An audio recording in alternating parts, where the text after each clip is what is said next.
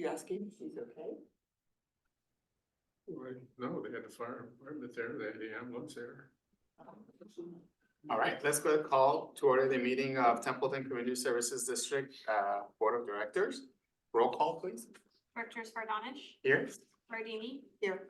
Logan, Here via Zoom. Pearson. Here. And Peterson.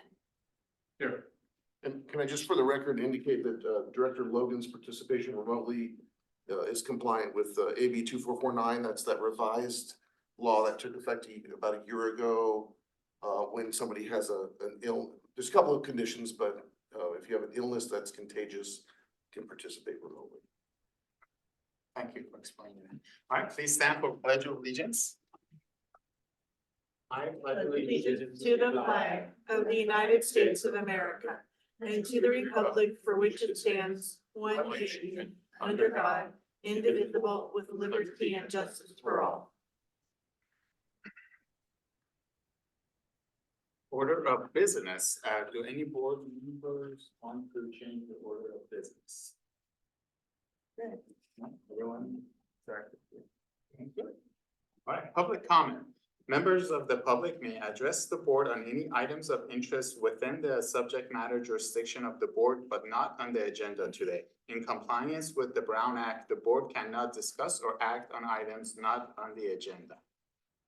Any public comments? Please stand and to the podium, please. Your name. Evening, my name is Dolores Howard and I'm a volunteer with the San Luis Obispo Beaver Brigade. And I want to share with you tonight a bit about the amazing opportunity we all have to partner with beavers, who, as some of you probably know, are present here in Templeton. At little to no cost, we can proactively defend ourselves against our greatest environmental problems, fire, drought, groundwater loss, climate change, water quality, floods, erosion, and biodiversity loss. How can beavers possibly address all of these problems? It all boils down to their ability to hold water on our landscape. Beavers are native to this continent. In fact, they used to live in every river, lake, and stream until they were hunted to near extinction for their fur. But they're starting to make a comeback. Right now, most of our rivers and streams are incised and degraded. So whenever the rains come, the water just rushes straight to the ocean. And by summer, many of our streams are completely dry. But beavers are able to naturally reverse this process. Beaver families build a series of dams in creeks and rivers, which give them deep ponds where they can easily escape from predators. These dams slow the water down, spreading it out and allowing it to sink into the groundwater table. The beavers can turn single thread streams into lush wetlands, and that's where we see all these ecosystem benefits. Vegetation thrives around beaver ponds with this wide, consistent water surrounded by healthy trees that are also full of water. This combination makes for perfect fire buffers. Scientists studying this found that even during mega wildfires, beaver wetlands just won't burn. Each beaver dam forces water underground where it connects to the groundwater basin, thus recharging our aquifers at every dam. Dams settle out and catch pollutants, heavy metals, and excess nutrients, and then the water resurfaces downstream, cooler and cleaner. The Slow Beaver Brigade would love to collaborate with the community of Templeton in protecting beaver habitat and bringing educational activities to community members. For now, I'm here tonight to invite you to our second annual Slow County Beaver Festival on Saturday, March 23rd from 10 a.m. to 3 p.m. in Mission Plaza in San Luis Obispo. We hope you come and learn about and celebrate beavers at this free and family-friendly event. You'll find more information on our website, slowbeaverbrigade.com, and we hope to see you there. And I brought a few flyers as well if you all like a copy. Probably not enough for all of you, but perhaps you can pass around and visit our website. So just a hello from the Beaver Brigade. Thank you. Thank you. Appreciate it. Any questions? Wonderful. Thanks for letting us know about that. I had no idea. Next day, and then Have a good evening. Does your group monitor the beaver activity too in the Salinas River? Yes, we actually monitor, well, this year and last year, the rains have blown out the beaver dam. So currently, we're not monitoring any dams, but once the waters subside, we install webcams in locations where we have permission to do so. And then we monitor the beaver activity there, the other wildlife activity. And we're working with Dr. Emily Fairfax. She used to be at Channel Islands University. Now she's moved out of the area, but she still works with a team of students, and they go through all that webcam footage. We've documented, I believe it's 81 or 82 different types of wildlife there, animal wildlife. And so we keep track of the beavers, and we have a lot of fun watching their activities, building their families and their dams. So yeah, it's a wonderful pastime and passion for us. Oh, thank you. That Templeton will also be interested. There's a beaver dam here, as you probably know, and we hope it'll make a comeback out after the water subside. Thank you. you. Wonderful. Next item is the consent agenda. We have 4 items on there. One is our minutes from February 20th, 2024. The second item is authorization to attend CSDA General Manager Leadership Summit. This is for General Manager Jeff Brills. The third item is AT&T cell site lease. And the fourth item is resolution number 02-2024 revisions to the strategic financial policies. I know that 2 board members need to pull an item, correct? You guys, I don't think we need to pull an item. If it's pulled for discussion, then we have to leave the room. Otherwise, if it's just gonna vote, we can abstain. Because we live within 500 feet of the cell towers. Yeah, so if there's I would recommend item C be voted on separately at a minimum, and if there's an issue, discussion on it, okay, then we've got a couple board members, Okay. I believe will be abstaining. all right, so I'll pull item C, and then any other items that need to be? Oh, no, okay, I'll entertain a motion for items A, B, and D. So motioned. Do I have a second? Second. Okay, roll call, please. Directors Jardini, Aye. Pearson. Aye. Logan, Dr. Logan? you're muted. Aye, sorry. No problem. Peterson Yes. and Fardonish. Aye. And then now back to item C. So Director Peterson and Director Logan, you are abstaining because of Yes. distance, location. Yes. You're, okay, So I will be on muting and also taking off the video while you have the discussion. well, I don't know, if you're not, well, Yeah, if there's no discussion, If there's granted no- doesn't require, I leave the room. yeah, there's no discussion. You're- Okay. Okay, so if there's no discussion, I'll entertain a motion. Approve the item C on the consent agenda for the AT&T cell site lease. Wonderful. Do I may I have a second? Second. Okay. Roll call, please. Directors Jardini, Aye. Pearson. Aye. Logan, Abstain. Peterson, Abstain. and Fardonish. Aye. Okay. So that was approved. Wonderful. 3 and 2 abstain. So business, item A is 2023 Fire and Emergency Services Annual Report. Fire Chief. Good evening, and thank you. This is your 2023 Fire Department Annual Report. And as the board knows, this is a report that highlights the accomplishments of 2023 for the fire department. It was a challenging year all around, but successful at that. Let's see, there we go. Like I said, the annual report is there to highlight some of the achievements And what we've done throughout the year. It was another challenging year for our type 1 engine, but I'll go into more detail on that later in the report. We had 4 out-of-county assignments this year, and one of them lasted 17 days up at the Six River Complex in Northern California. Our part-time positions have helped out significantly with retaining a lot of our reserve firefighters.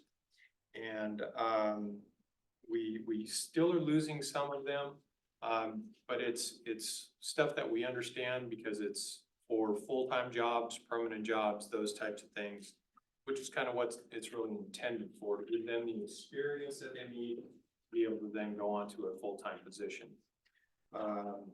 It still kind of hurts us when we have to recruit and get those people up to speed again, and ready for fire season to be able to go out and participate with our out-of-county assignments and even in-county and coverage.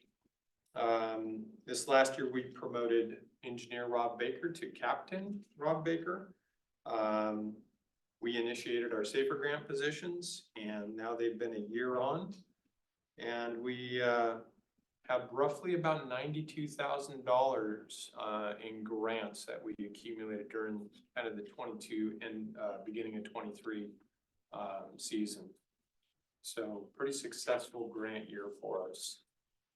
We did have the our community events, which were the trick or treat on Main Street, our 4th of July, pancake breakfast, and our station tours, and our tours, our Christmas tour with Santa this year also.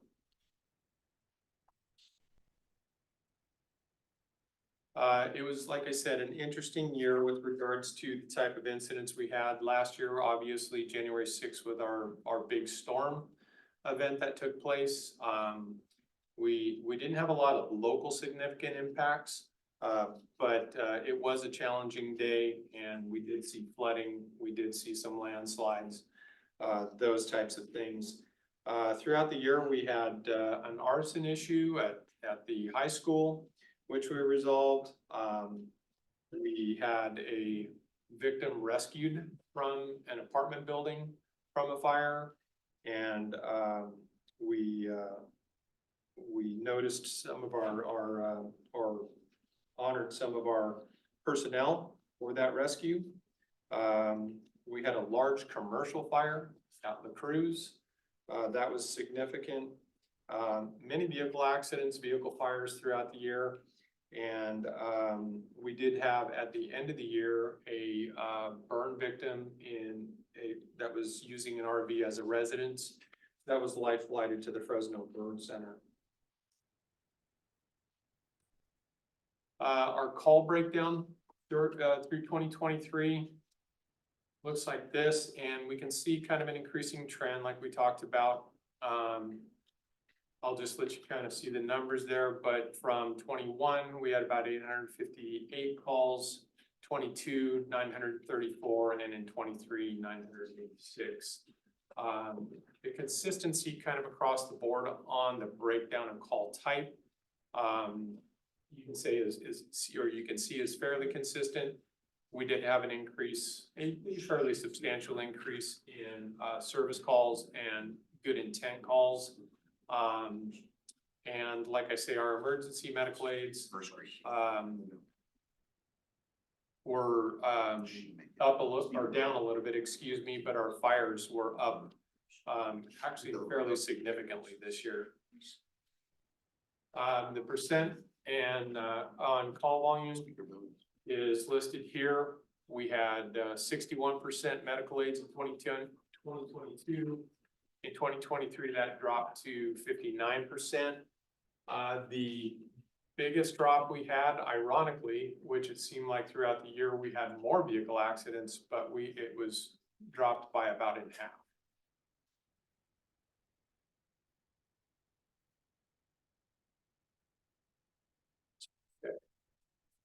Again, here's our call volume breakdown. So far this, well, as you can see in 21 and 22, It increases 23, as I mentioned, 986 calls. And we're actually seeing an upward trend this year. We're up by 15 calls from even last year. These are our response time statistics. We were able to get actually pretty decent response time statistics this year and validate those through our new Image Trend software program. As you can see, we had a significant decrease in our response time, which that's a good thing. A 4 to 6 minute response time, 90% of the time is what we're shooting for. And 6 minutes or less, I should say, 90% of the time. We're achieving that across the board. So kudos to the crew and for getting out the door quickly and efficiently and safely. These are our call stats through CAL FIRE, County Fire, and it just kind of shows the breakout and breakdown. We use this to validate the numbers that we come up with through Image Trend, and these come right out of our dispatch center. But you can see in your report, this is a little difficult to see, that it even breaks down our response by jurisdiction throughout all of our call types throughout the year on that lower line.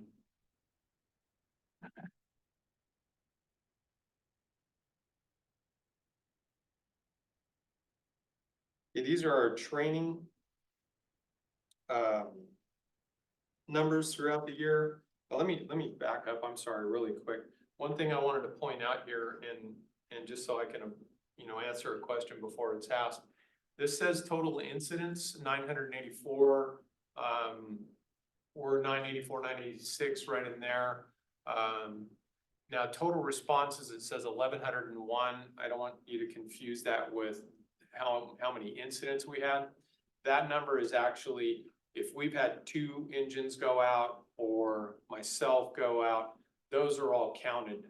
And that's where the 1,101 number comes from. Okay. So the training stats, again, our goal is 240 hours per person throughout the year.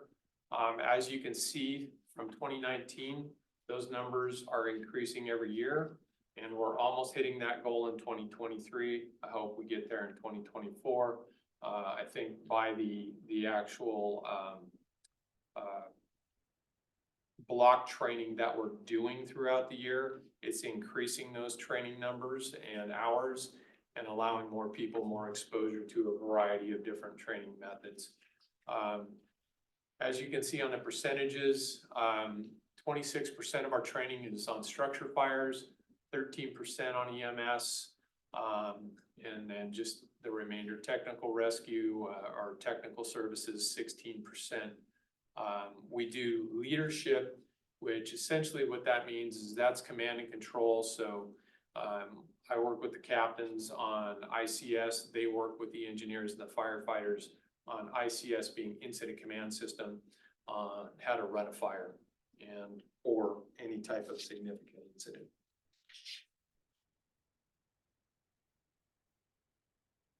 Okay, these are our inspection breakdowns. And as you can see, as the board knows, we adopted the mandatory inspection program this year. That was all based on the information that I gave the board with regards to the Ghost Ship fire in Oakland years ago. The senator, or I'm sorry, a congressman, state congressman, adopted bill or Senate Bill SB 1205. And that basically mandated local fire departments to conduct inspections of certain types of occupancies. And those are hotels, motels, apartment buildings, residential care facilities, and schools. With that being said, we got 100% compliance this year.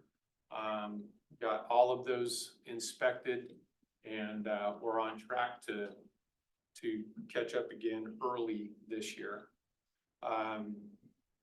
we had, the lower section there, inspection by the engine companies.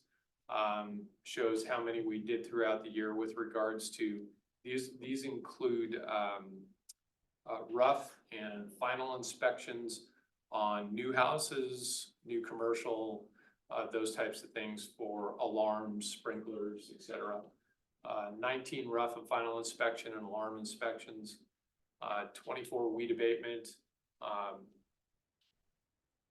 15 consults. So that's basically developers coming in and asking us what the fire department's going to require or need. And then 19 annual inspections that we just talked about. The education program with regards to our schools, this allows our firefighters to go out and educate especially the elementary school kids with regards to fire safety, stop, drop, and roll, what we call EDITH, exit drills in the home, those types of things, kitchen safety, et cetera. And then we do that in the community also. This year, we've actually started a program where we're going out into farmers market and doing what is called hands-on CPR or hands-only CPR. And our firefighters are signing up and volunteering their time and going into farmers market and teaching hands-only CPR. It's a new method by the American Heart Association, and we've seen great success so far and great interest by the community to actually partake in that. So we're hoping that continues. We held our open house this year. That was another great success. And our social media program with regards to our engineers posting what we're doing, certain events throughout the year, and educational stuff on social media has really ramped up this year also. Okay, to our apparatus. As I mentioned, engine 7195 is still running. It logged 6,882 miles in 2023. It was out of service several months with some pretty significant repairs. It responded to 915 calls. We still have some cab leaks that have recently created some electronic issues for us. We had a situation just this last weekend where the engine company was responding to an incident on Las Tablas, and the code 3 lights went out. The siren was still working, but that is violation. They didn't realize the lights weren't on and were wondering why people weren't pulling over. That's a significant liability for us, for the district. If we were to got into an accident in that situation, that would have been a bad situation. So we pulled it out of service. We had it looked at, and we think we've got the repairs in. We've ordered a bunch of new switches and a bunch of new relays. The new relays are installed. So far, we're keeping our fingers crossed.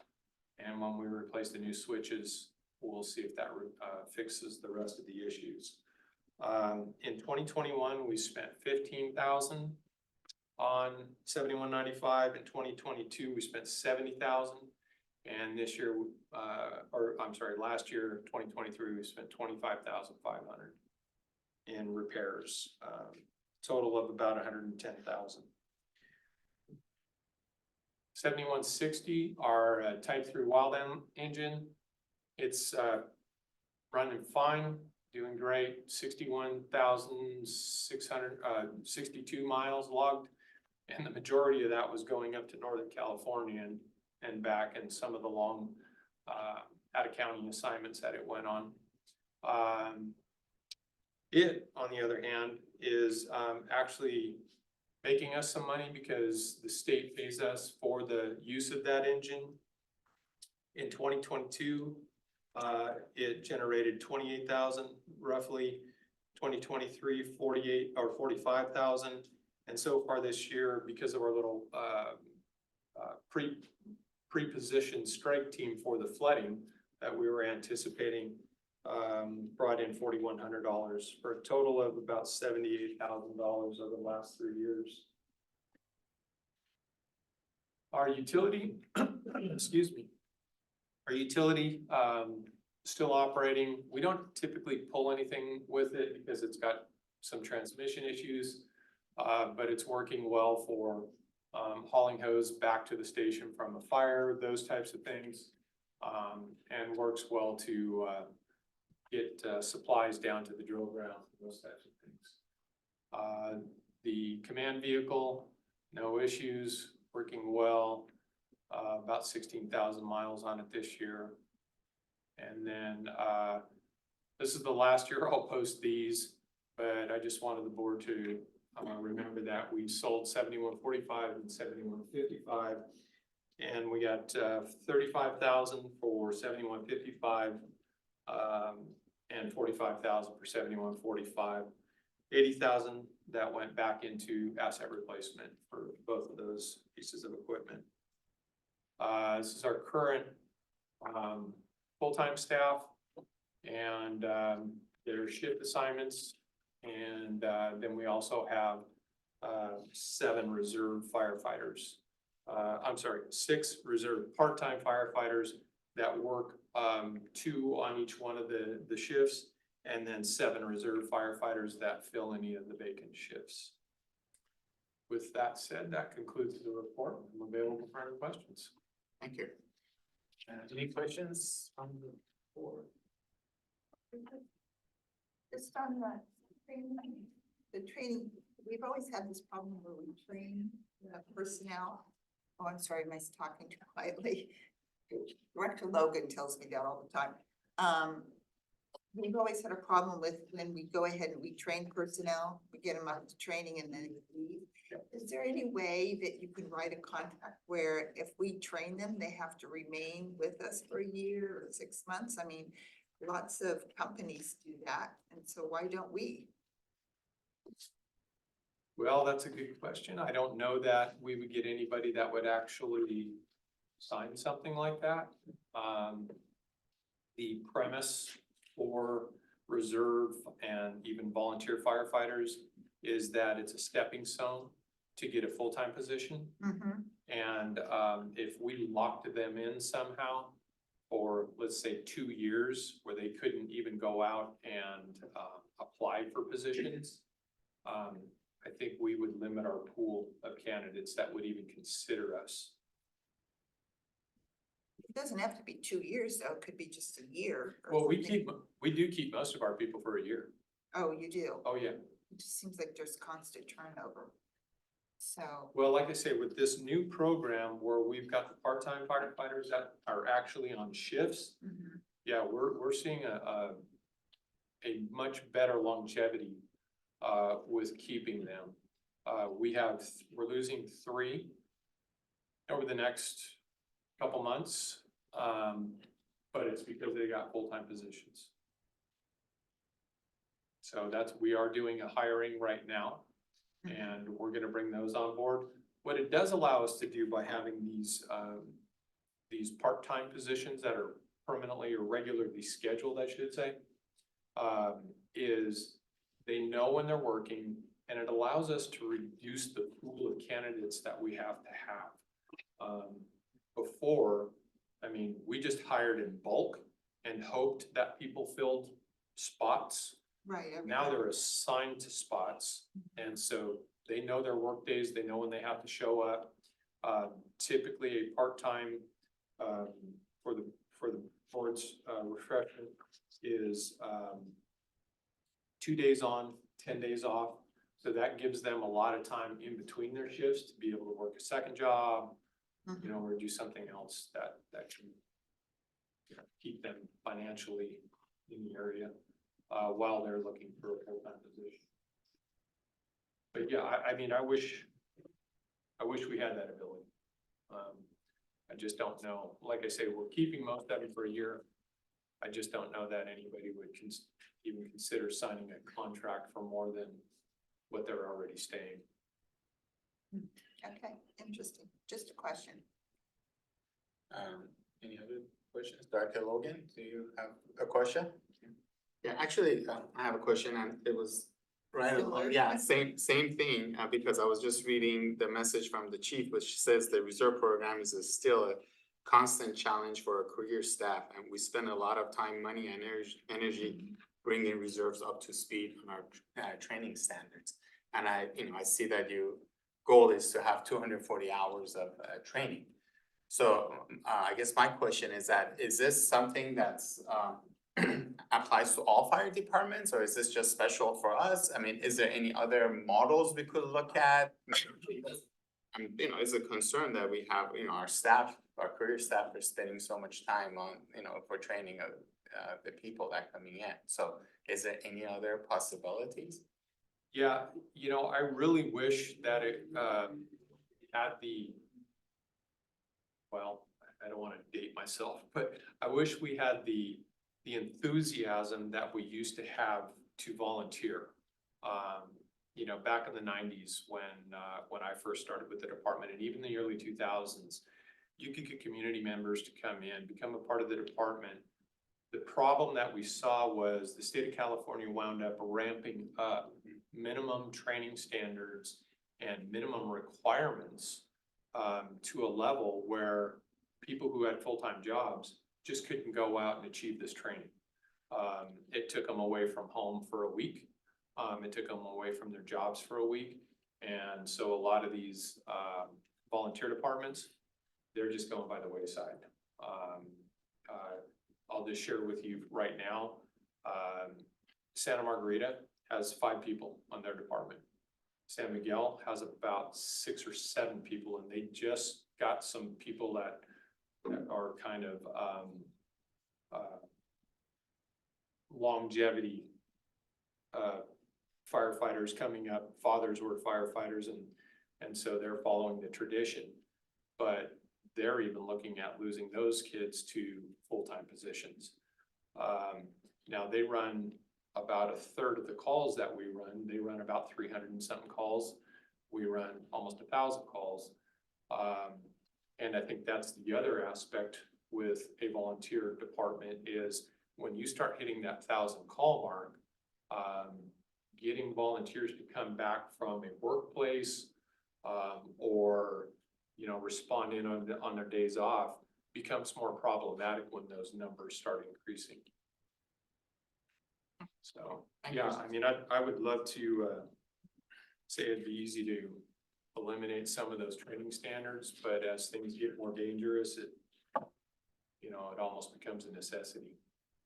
Okay, well, thank you. I'm just gonna go, I guess, public. There's any public comment, come back to board.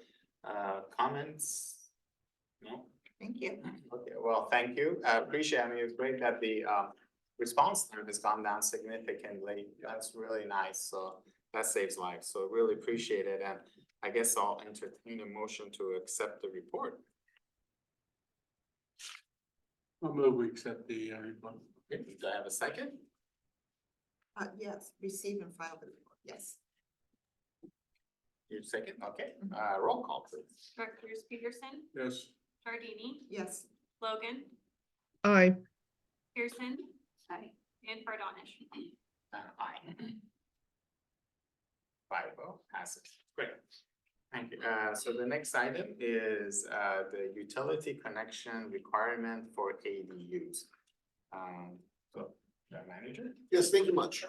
As the board likely recalls, at the end of the last board meeting, this topic was discussed, and during that discussion, it was requested that staff ask legal counsel to perform a review of our ADU requirements, particularly with respect to any recent changes in the law. As I made a request of our legal counsel to initiate this review, they reviewed the board's discussion that evening, or I should say Josh Horowitz reviewed the board's discussion that evening, and in his opinion, the discussion exceeded the brief comments permitted on, by the Brown Act for items that are not on the agenda, and recommended that we re-agendize this to cure that possible violation. And so this item's been brought, is put forward, on this agenda, agendized. And, I did, include some items that I thought would help frame the discussion.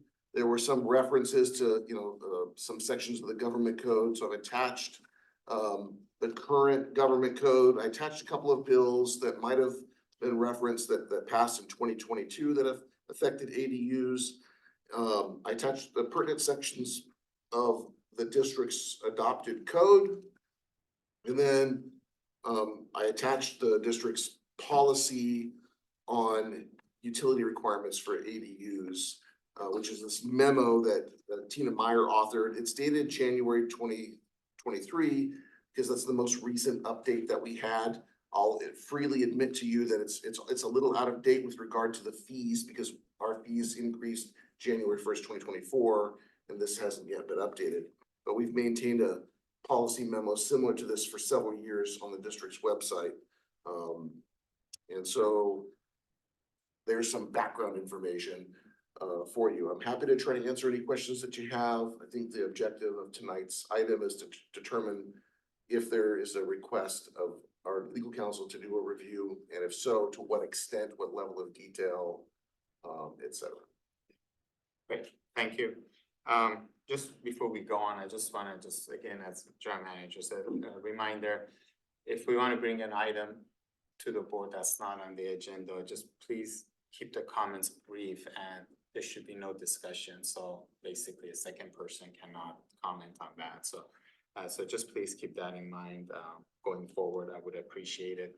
You guys help me guide the meetings properly. So, That's your job. that's my job. I know. I'll do better. I have to admit, and I apologize. That's a hard one. Yes, I apologize to our general manager. I made his life, I put it in more difficult than it should have been. So I apologize for that. So I'll try to be better next time. That being said, questions regarding this item? Any questions? Well, why wouldn't we have legal counsel confirm that we're in, our water code is according to the legislation that's been passed? And so I don't know why it would be, something we wouldn't want to have them do. On the handout, there's legislative intent, and you're supposed to provide these costs to the public, so that you,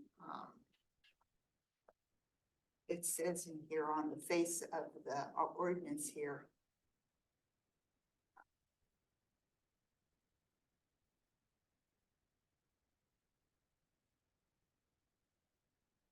what it says here in the ADU handout that, you have to weigh it for development standards and other provisions for impacts on the development of ADUs. That ADUs are an essential component of California's housing supply, and they're trying to keep the costs down. And I don't understand why we require a second connection. Can I use the whiteboard? Is that allowed? Sure. Because this is my idea. I mean, not my idea, sorry, I'm a graphic person. Sometimes I can't talk, but I can draw lots of times. If you have a house here. Do you have a pen that we can see? Try the red one.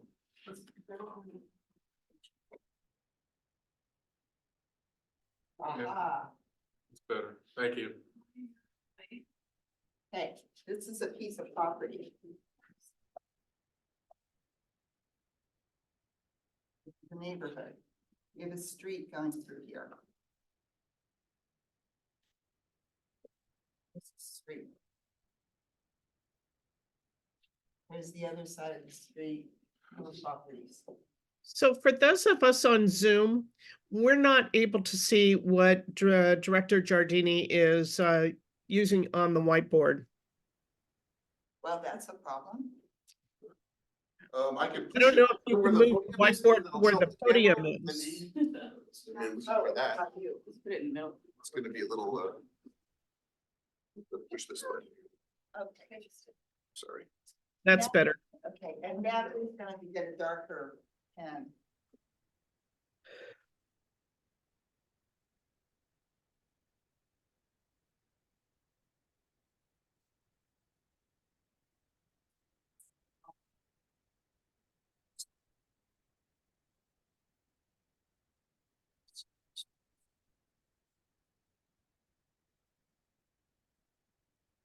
Director Logan, can you see this? Oh, Yes, thank you. These are lots.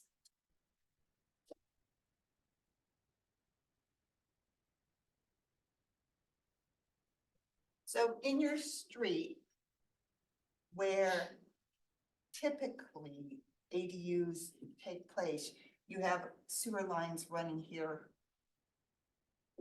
delivering service, and you have water lines running here too, right? And each house has its connections coming up for water and sewer. So if you have a 2,000 square foot house here, it has one water line and one sewer line.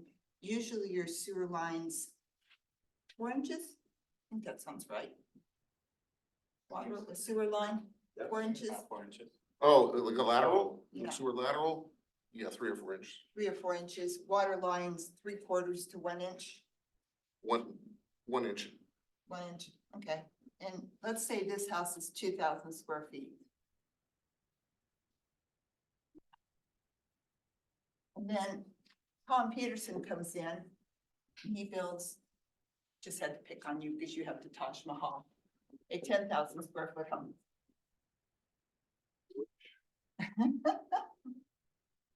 So his house, no, just anybody's house has 6 bedrooms, 6 baths.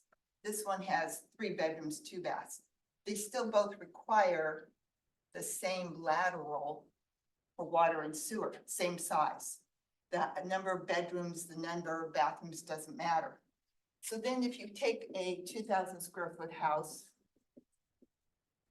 and you add an ADU, which is gonna be restricted in size to 1,200 square feet, which is usually 2 bedrooms.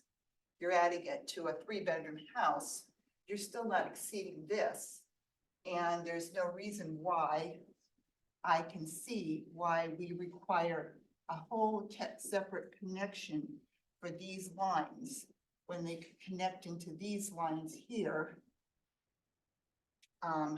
One is state law intent is to keep the cost of this down, and it's on the face of the bill. The intent is saying you're trying to restrict or keep the cost of ADUs affordable. So I have a question as to whether or not we're meeting the intent of the law. It does say you cannot require public improvements. So typically in a house, you have curb, gutter, and sidewalk along here. I don't know how to do curb, gutter, and sidewalk. I need more colors. So when they have to cut into curb, gutter, and sidewalk in order to get into the asphalt, in order to get into the water and sewer lines, then you have to go in and get improvement plans through a civil engineer to do replacement of the curb, gutter, and sidewalk. And you're trenching back to the house versus just tying in over here, not causing any curb, gutter, and sidewalk disruption and keeping the cost of installation of this down. What's happening under Senate Bill 9, oops, I can't go there, can I? Can I? As long as it's related to utility connections on It is. ADUs, I think you can. Okay, so under SB 9, Templeton has a minimum lot size of 7,500 square feet. You can come in with this residence here, typical established house, put in an ADU.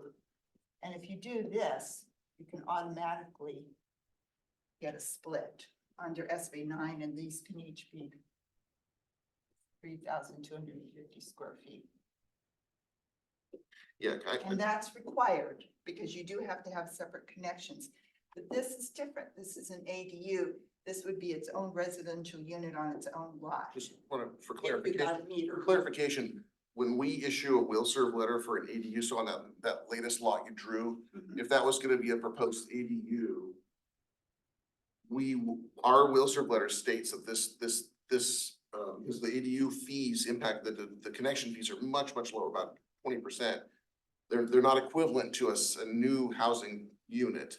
And so our will serve letter states explicitly that ADU cannot be separated from the primary dwelling. Is that in accordance with state law? Because state law necessarily says you can do that. So that's another question for legal counsel. Because you can convert, if you have water going to a workshop, you can convert that into another primary. If you meet the SB9 rules, my understanding is you can. So the ones that I'm not even sure we've seen it at what the example you just drew In SB9. in Templeton yet. Right. We You don't have have, one. so the AD rules are kind of complicated and can be a little confusing. I guess I would describe them as being, the conversion of space rules are far more streamlined and the district's hands are tied as to what we can require. So if you convert your garage or you convert an existing shop to an ADU, then there are no requirements of having separate utility connections. There are few fees that are levied, et cetera. If it's a new construction, freestanding ADU, the policy that the code reads that the district may require separate connections, and our policy has been to require separate connections. No, it's when a new ADU is built with a new residence. So they're being built at the same time was how I read it, not when you add it on separately. It's when you build an ADU at the same time you build a residence, and it's because the state wants this. I mean, there's a lot of blowback on this because we're losing local control, but that's what it creates. It sets up the lot for an SB9 split.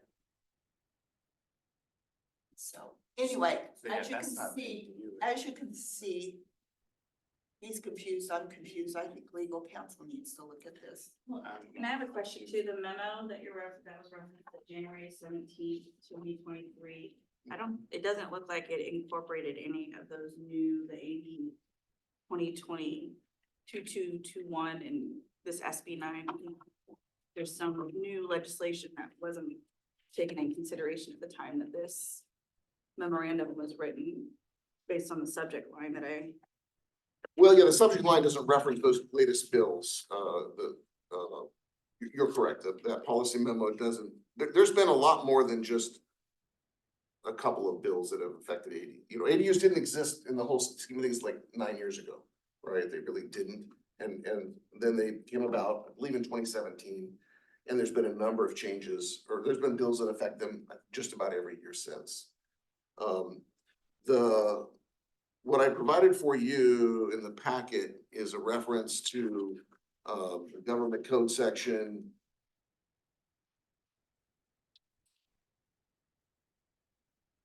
Yeah, 65852.2. Right. And it incorporates the current version of it, the one that's in your packet is the current version of it, and has incorporated all those changes that have taken place. And I believe our policy follows or is permissible underneath this version of the law. Now, that doesn't necessarily mean that the law matches what was maybe the intent of the law originally. Because the law says that newly constructed ADUs the water district can require separate utility connections, and we have. The policy of that, I think, is a separate issue, and I think you could tackle that separately, but my recommendation would be if there are legal questions that you don't believe, are answered to your satisfaction, those should be reviewed first before you consider policy changes, so that way, if you're making a policy decision, that it's within the legal parameters. Now, again, we have treated these ADUs, and again, I want to make sure they're quite, the conversion of space is really quite different from a newly constructed ADU.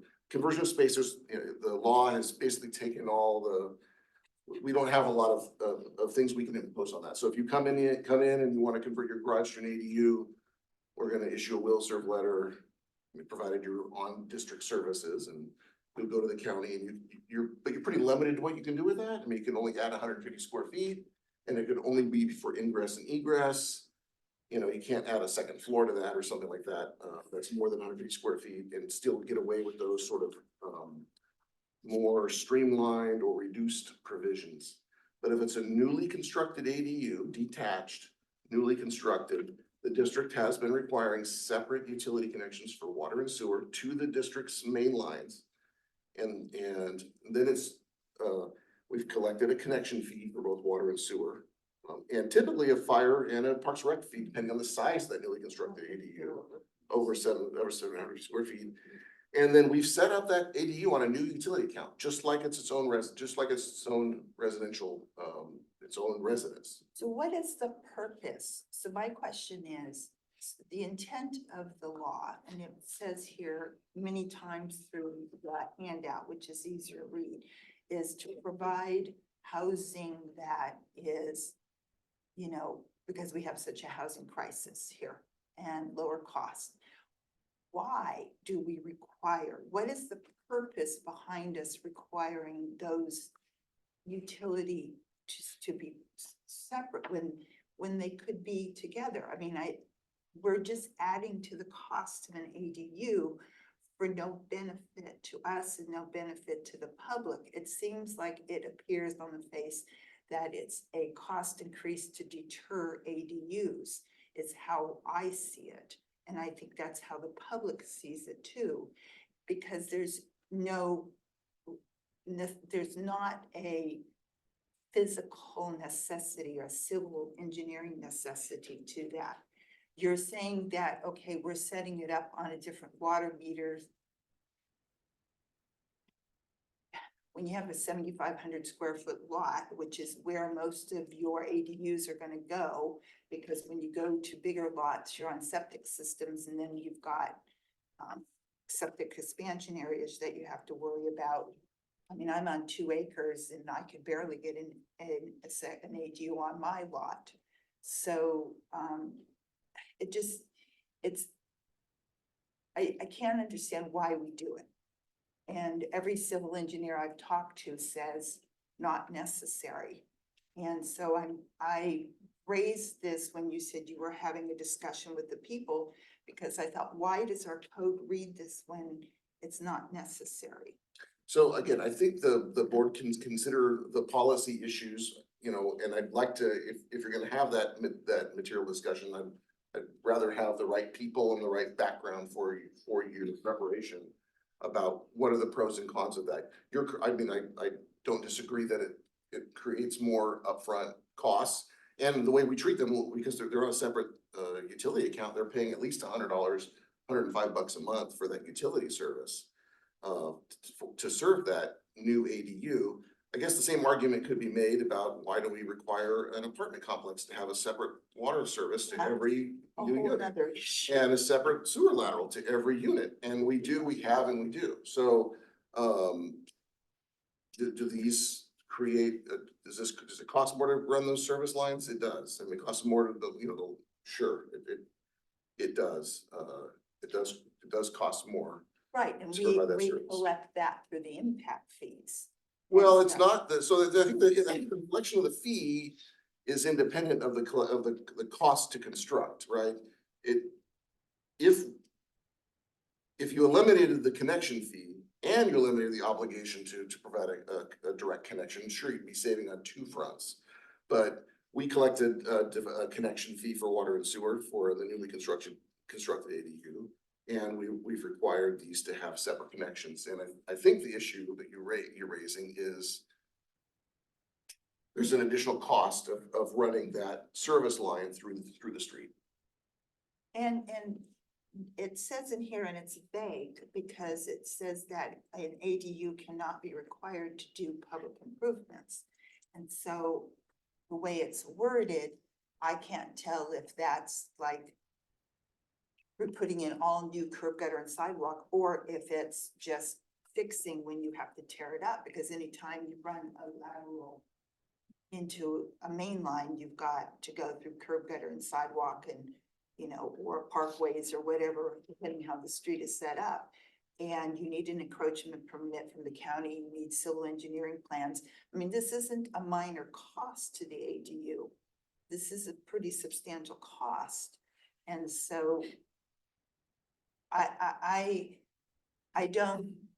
just questioning whether we're in conformance with the intent and some of the specifics in the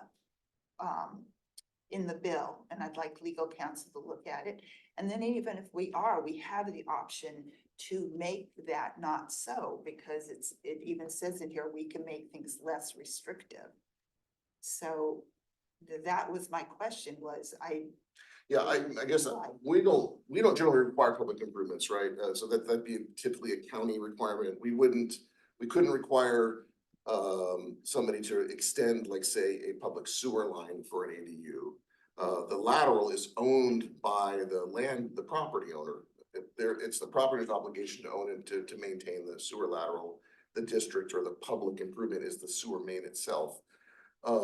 So that's large, those as public improvements would be conditions that would be added by, in this case, the county, right? They're the ones who would require. no, we waived one about 2 years ago, a year ago, remember, 200 feet to not have public improvement. Same issue that you're just addressing right now, right? We Right. changed our code actually at that time to eliminate the requirement of extending a public improvement for an ADU, Right, right. which the code was in conflict. I mean, that's what. And so in this case, I mean, I don't know the case that was brought to you, but in this case, you're not extending the public lines, the water and sewer lines, you're extending the lateral ones, but they're going across public improvements, curb gutter, sidewalk and roadway, that all has to be disturbed.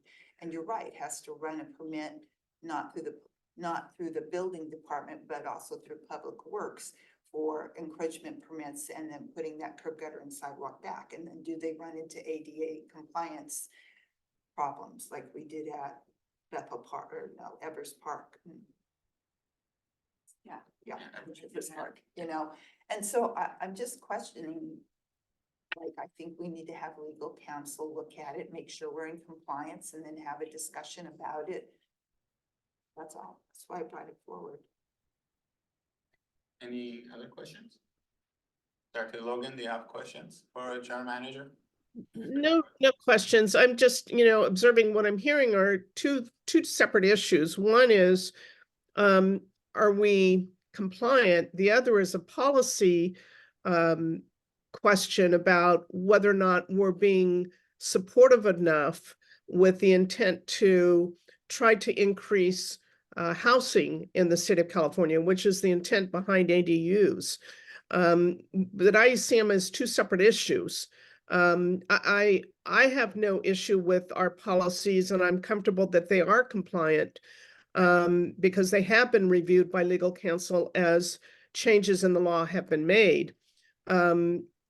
I guess the question is more of a policy issue of, does the board wish to make changes? And that's what I'm hearing, is just two different things, but I don't have any questions. When was the last time legal counsel actually reviewed our policy with adherence to the ADU? The last time we did a code change that dealt specifically with ADUs was in 2022. So that would not have taken into account the ones that we're talking about today. More recent. Yeah, Well, SB 9 states was older than that, but right, but the more recent. Which one was being? So theoretically, we are a little bit out of date in our legal review and analysis of our policy in light of. I guess we've not requested a further review. I don't know that, I don't believe that means that the limited issues that we deal with, again, most of what the laws, and I want to speak sort of vaguely, most of what the ADU laws have dealt with are like zoning and setbacks and parking and height and things that really the district doesn't have to do with. So there's been a lot of changes in a lot of areas over the last, say, 7 or 8 years. Not very many of them have affected the utility requirements that are. But these ones that we're speaking of today do have some type of impact on utility requirements. They're in here, though. Yeah, they referenced that and I'm still quite confident that we're in compliance. Our policy is in compliance with 65-852.2. Based on what though? Facebook. Based on my review of the current version of the law with regard to separate utility connections. The But legal counsel has not reviewed the current law in point with our policy. You've reviewed it and we're getting, your opinion of the legal analysis, correct?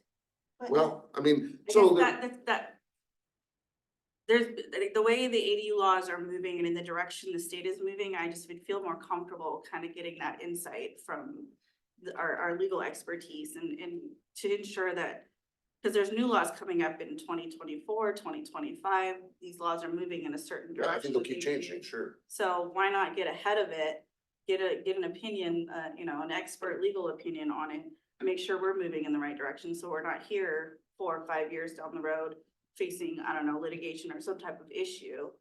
I would prefer to also kind of getting that analysis. But and in here it says, does the creation of an ADU require the applicant to carry out public improvements? The answer is no physical improvements shall be required for creation or conversion of an ADU. Any requirement to carry out public improvements is beyond what is required for the creation of an ADU as per state ADU law.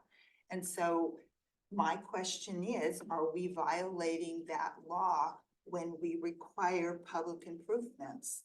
I mean, that's specifically stated in here. And so I agree that we should, I am not the expert. None of us are experts. We have this, what we pay counsel for. I'd like them to review that and see if we're in compliance with it. And then it's a policy issue. I guess this board has to decide if we can require separate utility lines. Do we want to? And why? Let me go to public, I think just to make sure if there are any public comments. No public comments, we're gonna come back, so you guys have made your point. As far as for me, what I'm concerned, what I read, I've read this whole thing and there's, as you know, you mentioned, there's only certain areas that we are concerned with. One thing is, just to let you know, like San Luis Obispo has a policy, if you do an ADU and in certain locations in San Luis Obispo, you're supposed to pay $10,000 for someone else's sewer lateral to be fixed if you do it. So those things do exist, because for the infrastructure, they needed to do that for the infrastructure. So charging ADU is not for ADU to put in those kind of have a connection and things like that. I don't think is that much of a burden on it. But that being said, I mean, if you look at it, if you read specifically, it says and like under the item 4 here, it says that for an accessory dwelling unit that is not described in subparagraph A of paragraph 1 of subdivision E, which basically is a situation you pointed to, I think it's your third one. It says that we may require new or separate utility connection directly between the accessory dwelling unit and the utility. So we may require it. Then So how to does- me, that's clear. Right, but And then it says impact fee. Right, when we charge you. No, we don't, but no, but what does impact fee means? Impact fee does not include any connection fee or capacity charged by a local agency, special district, or water corporation. So I mean, I'm reading these and it says it throughout this 2 documents that we've had, and plus even the one that you had us look at, it says the same thing over and over again. So to me, seems like you are consistent with state law. Now, as again, policy, that's a different issue. Policy is different. But I just want to be clear that I believe that we're consistent with state law. Okay. So. Go ahead. Okay, I also believe that we're in compliance with state law. I mean, we have a staff here. We don't have the funds to have a permanent attorney like a lot of cities do. I trust our staff. They believe that we're in compliance. And I think it's more of a policy issue, so, anyway, I don't see the need to, every time we have a disagreement on the board, that we need to go to council, so. It's not a disagreement on the board. I'm trying to prevent a lawsuit, Wayne. Do you know, if we're going against what the law says, we can get sued. You've said that a number of times throughout the years, and we haven't been sued yet. I appreciate, I know you believe that what you're saying, you wanna save us from getting sued. I can go along with it, but I don't think we need to go to the extra expense to have council go through all of this to tell us we are, and if they come back and say they're doing it right, we're still gonna come back, I believe, probably, and discuss the policy issue. Anyway, that's my feeling.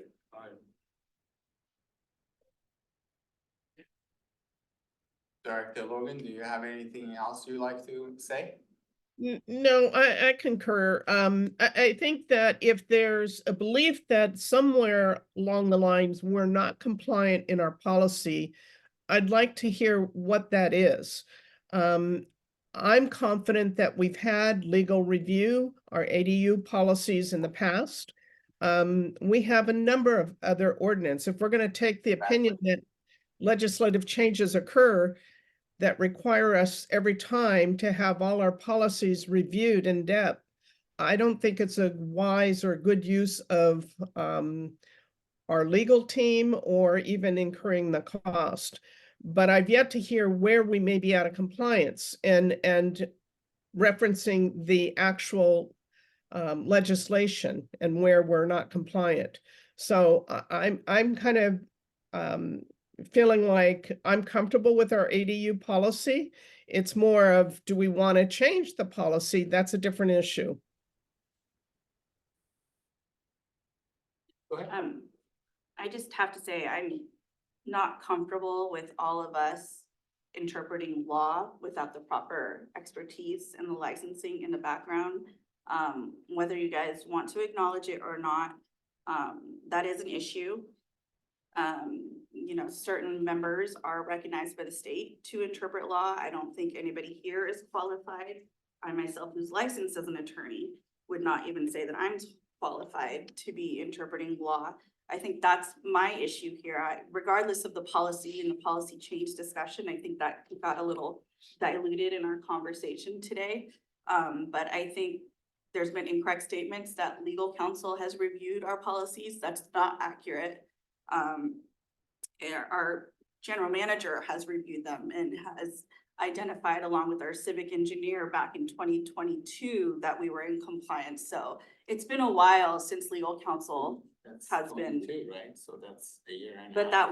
that wasn't legal counsel. That memo is from their civic engineer, and that does not include some major assembly or Senate bill changes that we're discussing. Regardless, I understand the majority of the board and I will respect the democracy of the board, but I personally feel uncomfortable with all of us sitting here interpreting law when we are not qualified to do so just to save a dime.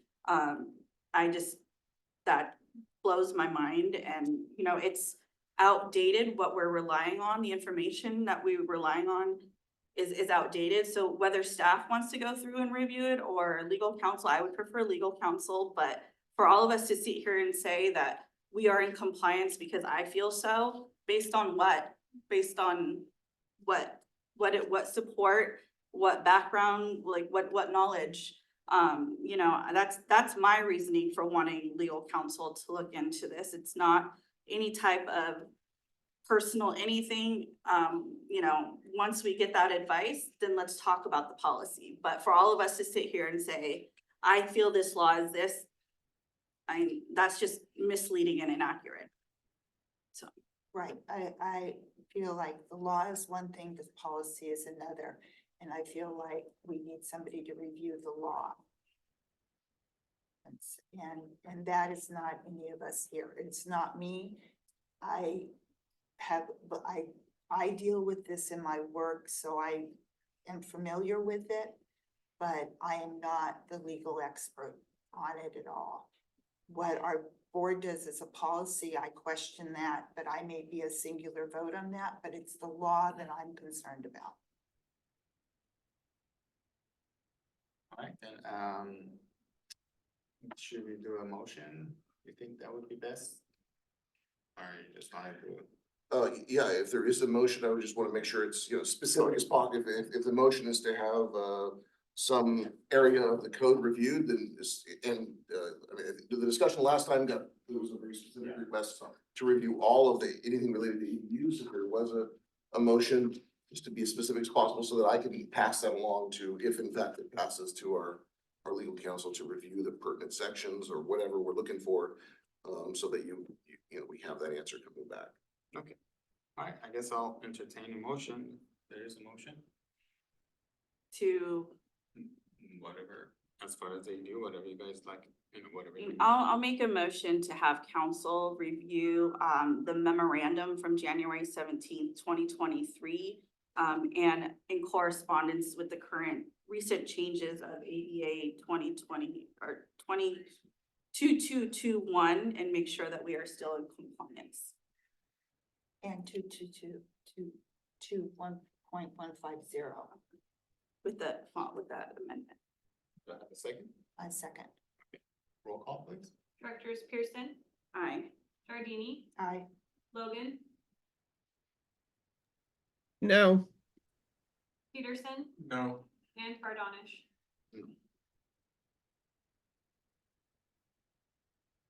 Okay, any other motion? Well, it seems to me that amended motion's not necessary. I mean, that was the intent of this whole Yeah, discussion. so I mean, I just wanna make sure we're clear on how we wanna proceed, so. If there's no other direction or motion, then I guess we leave that as is. We're good. We go through this. So the motion failed, 3-2. Alright. Next item, And it's on the record. Chair Manager, report please. I just want to talk about one item that I've sent you some information about. It's our request for community projects funding through Panetta's office. We submitted that funding request about a year ago. Throughout the summer and fall, we were informed that it made Panetta's shortlist and was submitted as a part of the budget request package, the federal budget package. But as all of you know, the federal budget's been in a state of disarray for months with several continuing resolutions. We were advised in early February that the funding was still on the table and that action was expected soon. But it just turns out really there was no positive action that took place in February. Late last week, I got another update from Mark Denon, Panetta's legislative director, that he thought action would be coming soon, and that rumor was that there was good news. And then, yes, last night, actually, I forwarded you the correspondence I received from him that while no decision has been made, and there's no formal, it's not yet in law, the budget's not yet in law, the $1 million for the Templeton fire engine is contained in the appropriations bill, and they expect action on that this week. Wow, that's exciting. Very nice. Good news. That'd be. That'll keep you posted. Don't have to worry about too many repairs anymore, huh? Okay, any other? No, that's the only thing. Any questions from the general manager? Okay, committee reports, we have TAG. TAG actually had their election on Saturday in this room. I was like, come and pick up my packet, and okay, I'll vote. And then we also have Nacimiento Commission meeting from February 22nd. Any questions on those? No, okay. Any public comments? No, okay. Directors' reports and or comments, anything that you guys have been involved with in the last couple of weeks on behalf of community district? Steve? No? Okay, all right, that's it. I guess we are adjourned. Thank you. Thank you.